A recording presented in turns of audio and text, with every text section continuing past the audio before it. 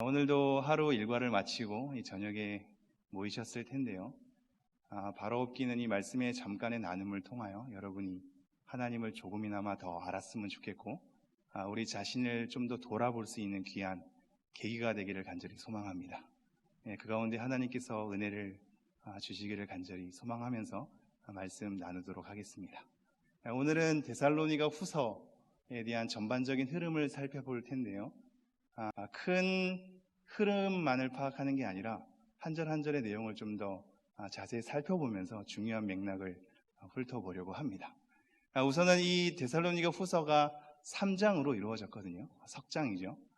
재밌게도 한 장 한 장의 내용이 핵심이 다 돼 있어서 우리가 구조를 쉽게 파악하게 하고 있습니다. 구조를 아는 것은 굉장히 중요한데요. 왜냐하면 저자의 의도가 거기에 실려 있기 때문입니다. 이것은 성경 볼 때 여러분이 하나 잘 익혀주시죠. 구조는 저자의 의도다. 따라해 보실까요? 구조는 저자의 의도다. 네, 특별히 서신서는 반복되는 단어들이 많이 있는데 반복은 저자들이 강조하는 겁니다. 다시 한번 따라해 볼까요? 반복은 강조다. 이 두 가지만 알면 성경 보는데 좀 여러분이 많이 눈에 들어올 겁니다. 두 가지를 생각하면서 오늘 볼 텐데요. 1장은 특별히 여러분이 1장, 2장, 3장의 각 내용이 각 장에 조금씩 할애되어 있는데 1장은 핍박하는 자들에 관해서 등장합니다. 핍박하는 자들. 이 데살로니가 후서는 세 무리들이 등장하거든요. 첫 번째 무리가 핍박하는 자들. 핍박하는 자들이 있다는 건 핍박하는 자가 있는 거고 핍박당하는 자가 있는 거겠죠. 그럼 그에 관련된 내용이 1장에 실려 있다. 이렇게 이해하시면 되겠습니다. 두 번째는 이 2장의 내용인데요. 거짓 교사의 등장입니다.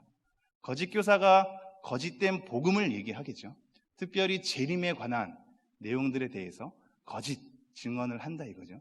이것에 대해서 미혹되는 자들이 있었고 그것 때문에 혼란을 받게 된 자들이 있는 거죠. 그와 관련된 내용이 2장에 실려 있다라는 것으로 우리가 2장의 내용의 핵심을 파악할 수 있겠습니다. 3장은 그렇게 흐른 흐름 가운데 교회에서 그리스도인들이 해야 될 책임은 무엇인가? 우리가 어떠한 일상을 살아내야 하는가에 대해서 얘기를 하고 있는 부분입니다. 그래서 이 세 번째 장에서는 게으른 자들이라는 무리가 등장합니다. 그럼 각 장에서 한 무리씩 등장하게 됐죠. 첫 번째는 핍박하는 무리, 두 번째는 거짓 교사 무리, 세 번째는 누구죠? 게으른 자들. 여러분이 속으로 다 대답한 거 알고 있습니다. 게으른 자들, 이 세 무리가 등장을 하고 있습니다. 그럼 이 세 무리에 따라 우리가 이 내용을 어떻게 파악해야 되는지 한 절 한 절의 내용을 검토하면서 좀 살펴보도록 하죠. 우선은 우리가 큰 그림 하나를 그려놓고 시작하면 좋겠습니다. 지금 데살로니가 전 후서는 여러분이 잘 알다시피 예수님의 재림에 관한 내용이 핵심입니다. 여러분도 잘 알다시피 요한계시록 또한 이제 재림에 관해서 설명을 하고 있잖아요. 그럼 이 두 가지 내용을 우리가 어떻게 약간의 구별을 둘 수 있는가를 생각한다면 요한계시록은 재림에 관한 여러 현상들을 비유나 은유나 환상을 통하여 하나님께서 어떻게 그것을 완성해 가시는가에 대한 하나님의 역사를 담은 기술입니다. 이 내용이 좀 들어오시겠는지요? 요한계시록은 재림에 관해서 얘기하고 있지만 하나님의 역사의 관점에서, 그래서 일곱인, 일곱 나팔, 일곱 대접 천사들이 등장해서 어떻게 심판하시고 어떻게 형벌을 가하시고 그 가운데 하나님께서 어떻게 영광을 받으시는가, 이거를 설명하고 있다 이거죠. 하나님의 역사적 측면에서 기술하고 있습니다. 데살로니가 전 후서는 똑같은 재림을 얘기하나 재림의 시기에 관해서, 도대체 재림이 언제 올 것인가에 대한 재림의 시기에 관해서 말하는 동시에 이 시기 가운데 우리 그리스도인들이 어떠한 태도와 자세를 지닐 것인가에 대한 인간의 역사 측면으로 기술을 하고 있습니다. 눈에 들어오시죠? 똑같은 재림을 얘기하고 있지만 하나님의 역사적 기술 속에서 하나님이 행하시는 일들을 주로 설명하고 있는 게 요한계시록. 데살로니가 전 후서는 재림에 대한 시기로 혼동되어 있고 미혹당하는 그리스도인들이 어떠한 삶의 태도와 모습을 지녀야 할 것인가에 대한 인간의 역사로 이 재림을 이루어가고 있는 거죠. 이것에 대한 여러 구조를 생각하면서 오늘 말씀이 우리의 태도를 어떻게 권면하고 있는가에 대한 생각을 가지고 한번 따라와 보시면 좋을 것 같습니다. 제가 3절, 4절 읽도록 하겠습니다. 1장 3절 4절입니다. 형제들아 우리가 너희를 위하여 항상 하나님께 감사할지니 이것이 당연함은, 감사한 게 당연하다고 얘기하네요. 당연함은 너희의 믿음이 더욱 자라고 너희가 다 각기 서로 사랑함이 풍성함이니. 이 한 구절에도 우리가 딱 가슴이 막히지 않습니까? 믿음이 자라가고 서로에 대한 사랑이 풍성해 간답니다. 우리에게 결여되어 있는 모습일 수 있지 않겠습니까? 나는 왜 믿음의 성장이 더딘 걸까? 우리는 서로 사랑하는 것이 맞는 걸까? 벌써 여기서 9절부터 막히고, 사실상 데살로니가 교회 성도님들은 믿음이 자라고 서로에 대한 사랑이 풍성한, 우리가 그렇게 갈망하는 교회의 참된 모습인 것 같은 그 모습을 지니고 있단 말이죠. 그걸로 칭찬하고 있고 감사하고 있습니다.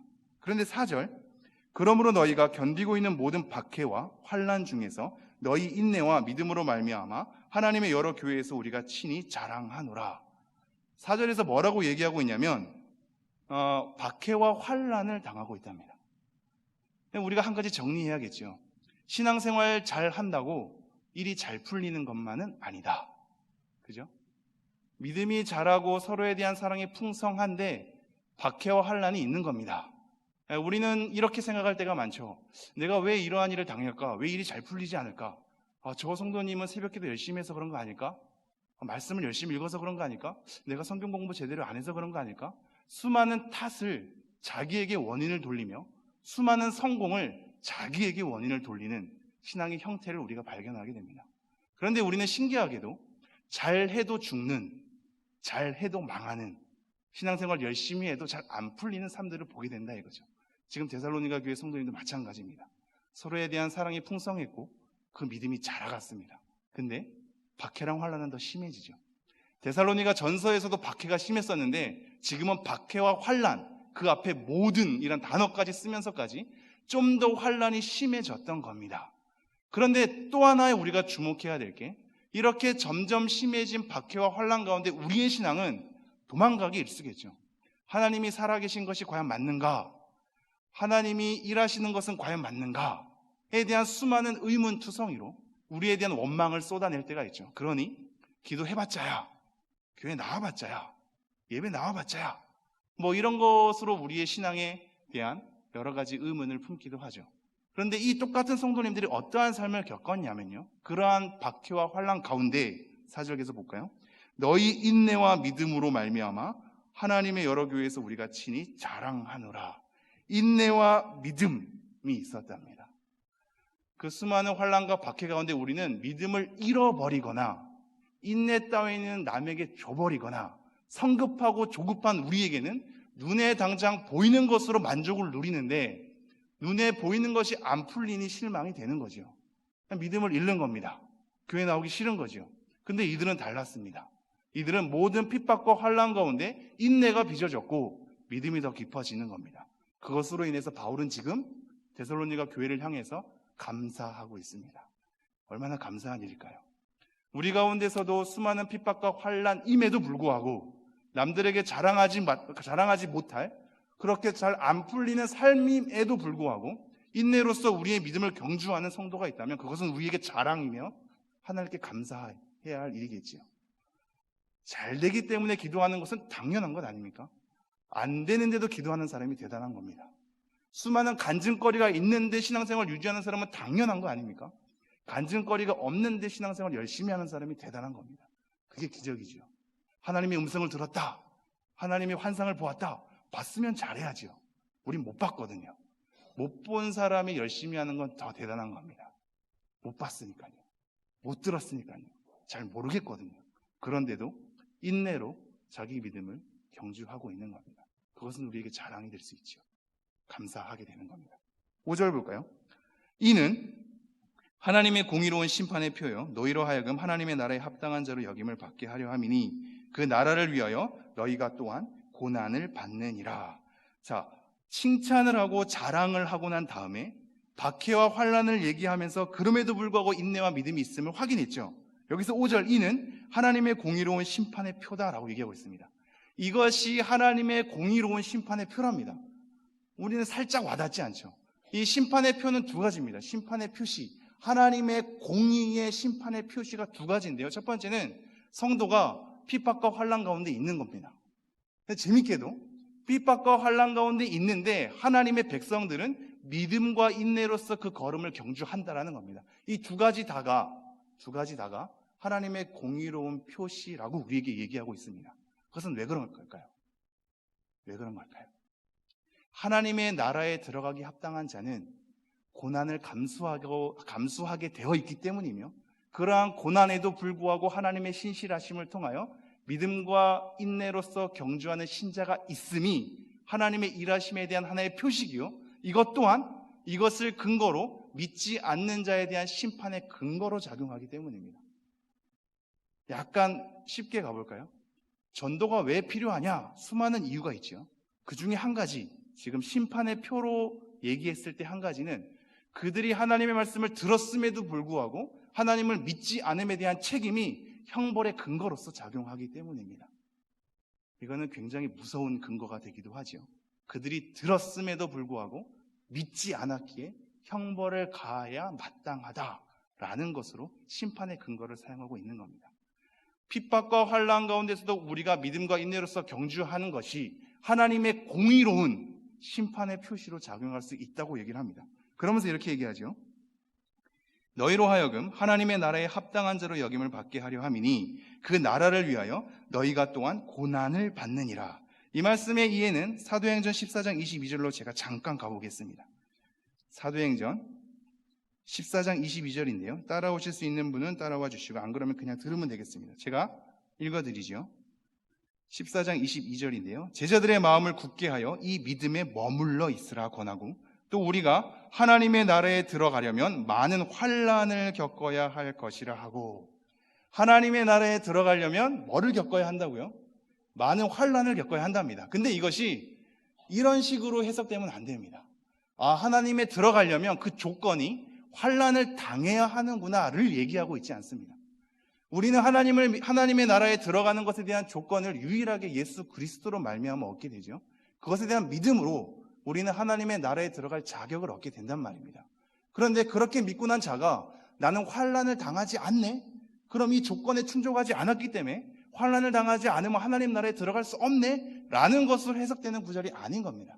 이것은 조건이 아니라 하나님 나라에 들어가는 자들의 삶의 필연성입니다. 조건이 아니라 필연성입니다. 하나님 나라에 들어가기 합당한 자는 그 삶에 있어서 고난을 수반하게 되어 있다라는 겁니다. 다시 한번 본문으로 돌아올까요? 1장 5절인데요.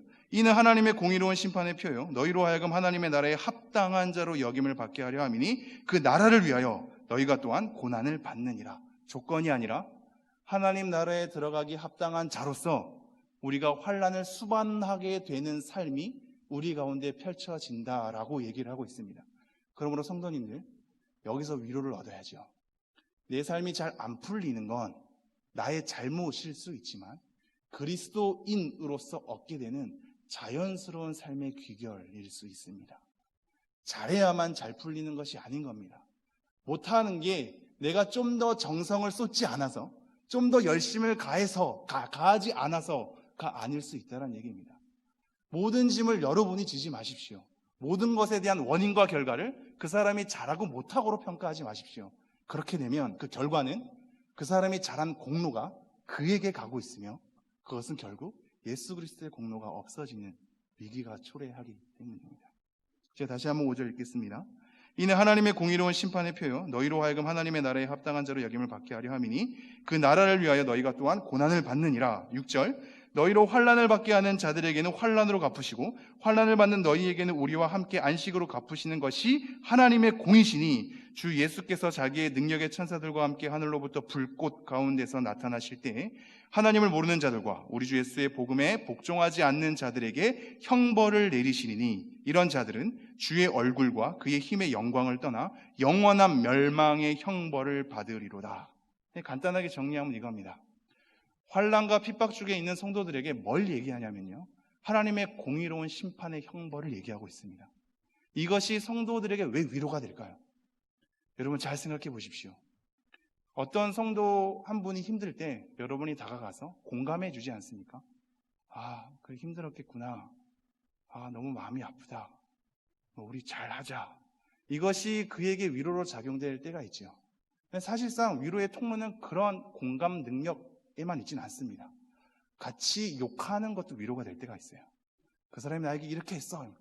그럴 수도 있어. 맞아. 힘들었겠구나가 아니라 진짜 나쁜 사람이네. 굉장히 지금 경건하게 표현한 거 아시죠? 굉장히 나쁜 사람이네. 그렇게 하는 거 형편없는 사람이지. 그렇게 하면 안 되지. 라고 그 사람의 부당함을 지적해 주는 것 또한 위로가 되거든요. 내가 너와 함께 할게. 너의 아픈 마음 알아. 이 따위는 때로는 위로가 안 될 때가 있는 겁니다. 같이 욕해 주는 것이 위로가 될 때가 있는 거거든요. 마찬가지입니다. 하나님의 위로는 하나님께서 내가 너와 함께 한다 라는 식으로만 주어지지 않죠. 두 번째는 하나님의 귀한 사람들을 보내는 것으로 위로를 줄 때가 있습니다. 이것으로만 그치지 않죠. 세 번째가 이겁니다. 하나님의 공의, 즉 뭐라고 얘기할 수 있냐면 결국엔 하나님께서 그 악을 처분할 것이다. 너가 억울하지, 힘들지, 괴롭지, 지금 당장 이것이 해결되지 않을지도 몰라. 너의 삶 가운데 이것이 공의롭게 펼쳐지는 것이 경험되지 않을지도 몰라. 그런데 기다려봐. 너의 인생 가운데 경험되지 않는다 할지라도 하나님 나라에 완성되는 그날엔 기필코 하나님께서 공의로운 심판의 형벌을 가하실 거야. 로 우리에게 위로를 주고 있습니다. 교회가 공의롭지 않고 하나님 믿는 자가 공의롭지 않고 목회자가 공의롭지 않죠. 그것으로 우리가 실족하고 실망할 때가 있지 않습니까? 우리는 우리의 삶의 생애에 뭔가의 공의가 이루어지기를 바랄 때가 많습니다. 버티면 뭔가 해결해 주시겠지. 겸손하고 겸손하면 뭔가 보응해 주시겠지. 내가 참고 참으면 뭔가 보상해 주시겠지. 결국에는 이 땅 가운데 내가 살아있을 때 그거에 대한 보상과 그거에 대한 공의를 확인하고 싶어 하죠. 그런데 그렇지도 않을 수 있다. 그렇지 않아도 된다. 우리의 삶 가운데 그것이 다 경험되지 않아도 된다. 그렇지 않을 수도 있다. 그러나 기다려봐라. 결국엔 하나님 나라의 완성 가운데 하나님의 공의로운 심판의 형벌이 그들에게 임할 것이다. 잘한 자들에게는 하나님께서 위로를 줄 것이며 너희들을 핍박한 자들에게는 똑같은 환난으로 그에게 보응할 것이다. 하나님의 공의로운 표가 결국엔 일어날 것이니 너의 믿음의 삶을 놓지 말고 경주하라. 이것이 1장의 핵심으로 우리에게 등장하고 있는 겁니다. 제가 10절 한번 볼까요? 그날에 그가 강림하사 그의 성도들에게서 영광을 받으시고 모든 믿는 자들에게서 놀랍게 여김을 얻으시리니 이는 우리의 증거가 너희에게 믿어졌습니다. 이 괄호는 원래 원어상 등장하지 않습니다. 어쨌든 10절에 보면 그날에 그가 강림하사, 결국 강림하게 될, 재림하게 될 그날에 그의 성도들에게서 영광을 받으시고 성도들 안에서 예수 그리스도가 영광을 받으신답니다. 모든 믿는 자들에게서, 믿는 자들 안에서 놀랍게 여김을 얻으시리니 이는 우리의 증거가 너희에게 믿어졌습니다. 그 증거 붙잡고 기다리고 기다렸더니 결국은 나타나는 거죠. 그러면서 11절 이렇게 얘기합니다. 이러므로 우리도 항상 너희를 위하여 기도함은, 자, 기도하는 것에 대해서 연결하고 있는데요. 4가지로 얘기를 하고 있거든요. 첫 번째, 우리 하나님이 너희를 그 부르심에 합당한 자로 여기시길 원한다. 두 번째, 모든 선을 기뻐함과 믿음의 역사를 능력으로 이루게 하시기를 원한다. 세 번째, 우리 하나님과 주 예수 그리스도의 은혜대로 우리 주 예수의 이름이 너희 가운데서 영광을 받기를 원한다. 네 번째, 너희도 그 안에서 영광을 받기를 원한다. 이 4가지로 기도를 마무리하고 있습니다. 너희 안에서 하나님께서 그리스도께서 영광을 받으실 것, 그 부르심이 합당한 자로 여김을 받을 것, 모든 선을 기뻐함과 믿음의 역사를 능력으로 이루시길 원하는 것, 너희 안에서 영광을 받고 너희도 그 안에서 영광을 받는 것, 이 4가지를 기도하고 있다고요. 이것이 왜 우리에게 의미가 있을까요? 이것은 2장에 나중에도 등장을 하는데요. 지금 앞에서 결국에는 공의로운 심판의 형벌을 가하실 거야 라는 것으로 마무리되는 것 같은데 곧이어 이어서 그가 강림하실 때라고 하면서 4가지 기도를 바울이 이들을 위해서 기도를 하고 있습니다. 즉 이것은 뭐냐면 2장에서 제가 더 설명하겠지만 하나님의 일하심은 하나님 단독적으로 일하시는 것이 아니기 때문입니다. 하나님이 결국은 공의로운 심판할 거야. 걱정하지 마. 아무것도 안 해도 돼가 아니라 바울은 기도하고 있습니다. 이 4가지를 놓고 기도를 하고 있는 거죠. 이 패턴이 2장에서도 등장하거든요. 그럼 2장의 내용으로 넘어가 볼까요? 2장 1절. 형제들아, 우리가 너희에게 구하는 것은 우리 주 예수 그리스도의 강림하심과 우리가 그 앞에 모임에 관하여. 예수 그리스도의 강림하심 가운데 뭐가 있냐면 우리가 그 앞에 모이는 거지요. 이것이 여러분 기대가 되십니까? 예수님의 임함은 공의로운 심판의 형벌과 더불어서 우리가 그 안에서, 그가 우리 안에서 영광을 받으시는 것과 함께 우리가 주 앞에 모이는 모임, 이것이 교회 아닙니까? 하나님의 부르심을 받은 백성들의 모임, 이 교회인 거거든요. 강림하실 때 우리가 주 앞에 모이는 거죠. 2절, 영으로나 또는 말로나 또는 우리에게서 받았다 하는 편지로나 주의 날이 이르렀다고 해서 쉽게 마음이 흔들리거나 두려워하거나 하지 말아야 한다는 것이다. 자, 강림하심과 모임에 관하여서 뭘 하라고 얘기하냐면 흔들리거나 두려워하지 마를 얘기하고 있습니다. 다시 한번 1절 2절을 제가 빠르게 읽어보죠. 형제들아, 우리가 너희에게 구하는 것은 우리 주 예수 그리스도의 강림하심과 우리가 그 앞에 모임에 관하여 영어로나 또는 말로나 또는 우리에게서 받았다는 편지로나 주의 날이 이르렀다고 해서 쉽게 마음이 흔들리거나 두려워하거나 하지 말아야 한다는 것이라. 즉 예수님의 강림하심과 그 앞에 모임에 관해서 주의 날이 이르렀다고 해서, 주의 날이 지금 왔다고 해서 흔들리거나 두려워하지 마를 얘기하고 있습니다. 그것에 대한 수단을 말로나 편지로나 라고 얘기하고 있죠. 한마디로 근거가 있는 겁니다. 거짓 교사들은, 거짓 사도들은, 우리 현대판 이단들은 근거가 있죠. 근거가 없이 우리에게 다가오지 않죠. 설득력이 있는 겁니다. 설득력이 없는 사람은 대화가 안 되는 거죠. 그럼 넘어가기가 어렵죠. 넘어간다는 것은, 미혹을 당한다는 것은 미혹 달 만한 근거가 있는 것이며 그 근거가 우리에게 합리적으로 작용한다라는 것입니다. 사탄의 일하는 방식도 그렇거든요. 이건 죄야, 절대 해선 안 될 것이야 라고 우리를 꼬시기보다 너가 이거 해도 괜찮아 라는 것에 대한 합리화를 추구하게 하죠. 마찬가지입니다. 편지로나 말로나 어떤 방식으로 우리에게 전달됐는데 그것이 우리에게 합리성을 갖춘 겁니다. 뭔가 설득력을 지닌 겁니다. 그것으로 우리를 미혹하게 하는 거죠.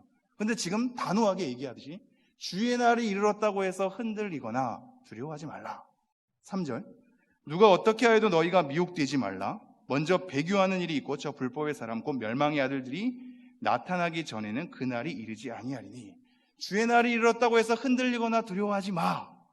먼저 있어야 할 일들이 있어. 첫 번째는 배도하는 일이 있고 두 번째는 멸망의 아들이 나타나는 것이 있어 라고 얘기하고 있습니다. 이 멸망의 아들, 불법의 사람에 대해서 4절은 이렇게 추가적으로 설명합니다. 그는 대적하는 자라. 누구에 대한 대적일까요? 하나님에 대한 대적입니다. 대적하는 자라, 신이라고 불리는 모든 것과 숭배함을 받는 것에 대항하여 그 위에 자기를 높이고 하나님의 성전에 앉아 자기를 하나님이라고 내세우느니라. 이 불법의 사람을 적 그리스도라고 하거든요. 사탄이 아닙니다. 사탄이 이용하는 사람, 적 그리스도인 거거든요. 그것에 대한 근거를 밑에서 다시 한번 찾기로 하죠. 불법의 사람, 멸망의 아들, 대적하는 자, 자기를 높이는 사람, 자기를 하나님이라고 칭하는 자가 나타나야, 그것이 나타나야 나중에 재림이 온다는 것을 우리에게 단서로 제공하고 있습니다. 도대체 이 자가 누굴까? 수많은 해석들이 많이 존재했죠. 때로는 정치자들로 보기도 하고 때로는 황제나 왕으로 보기도 했죠. 그러나 한 가지 우리가 생각해야 될 것은 이 자는 불법의 사람과 멸망의 아들과 하나님을 대적해서 자기를 높이고 하나님의 자리에 앉아 자기를 하나님으로 칭하는 이 자는 지역적인 곳에 놓인 사람이 아니라 세계적인, 보편적인 것으로 등장하는 자인 겁니다. 역사 속에서 수많이 등장하는 지역적인 한 사람을 지칭하는 것은 아닌 거죠. 다시 한번 5절로 이어가겠습니다. 내가 너희와 함께 있을 때 이 일을 너희에게 말한 것을 기억하지 못하느냐? 너희는 지금 그로 하여금 그의 때에 나타나게 하려 하여 막는 것이 있는 것을 아나니. 그 불법의 사람, 멸망의 아들, 하나님을 대적하는 그 적그리스도가 나타나는 때는 자기가 함부로 막 나타나지 않는답니다. 그것을 막는 자가 있는 겁니다.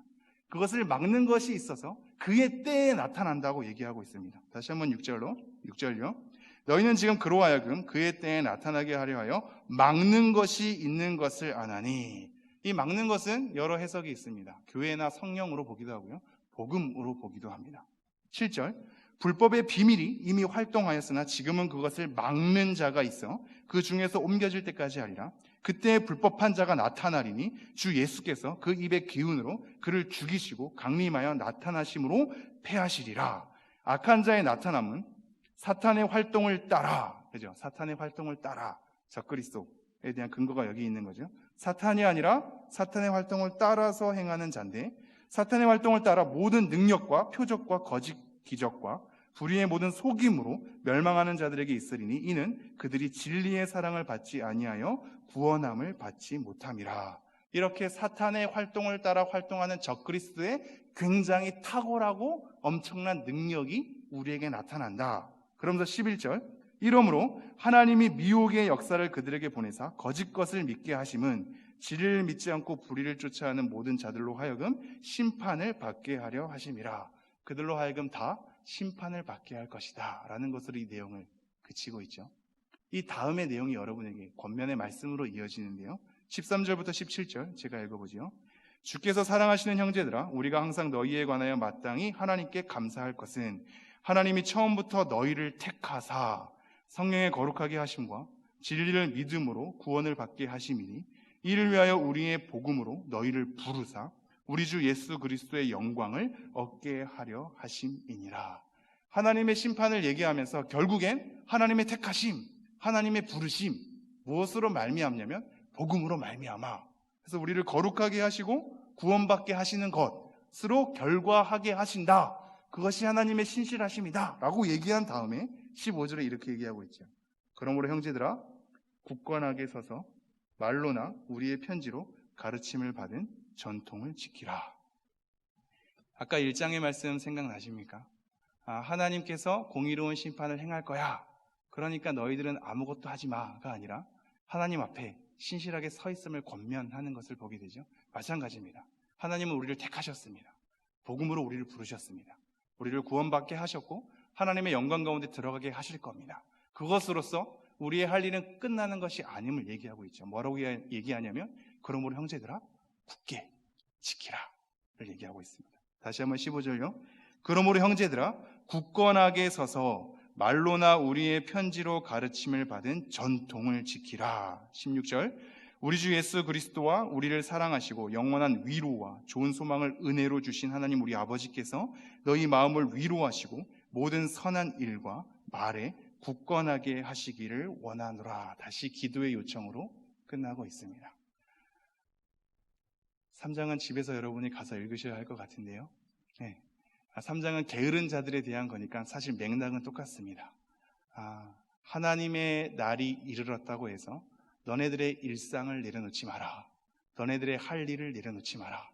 너네들이 해야 할 일을 굳건하게 지켜 믿음의 걸음을 걸어라 라는 것이 3장의 핵심인데요. 지금 우리는 동일한 말씀을 가지고 현실 앞에 놓여 있습니다. 우리는 여전히 어렵고 여전히 힘들지요. 여전히 우리의 믿음의 성장은 보이지 않고 서로의 성도의 사랑함은 눈에 확인이 잘 안 될 때가 많죠. 우리는 하나님께 울부짖습니다. 하나님의 공의로움을 언제 보여주실 것입니까? 언제 우리가 잘 풀리는 것을 경험하게 하실 것입니까? 아무리 외쳐도 상황은 변하지 않는 것만 같지요. 그래서 좌절할 수 있고 실족할 수 있는 상황 가운데 우리는 있게 됩니다.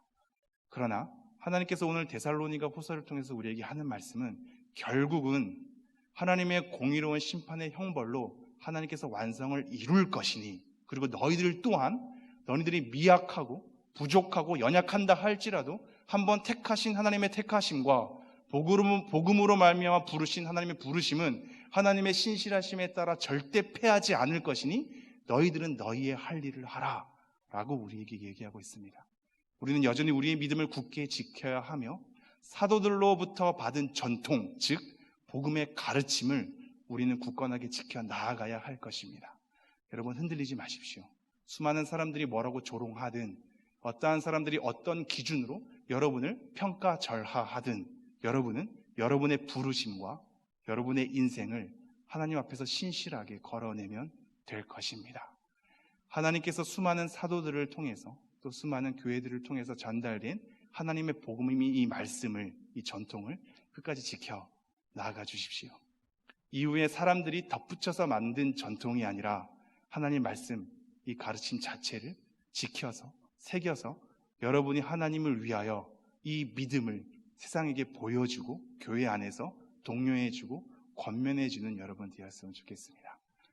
우리 함께 기도할까요?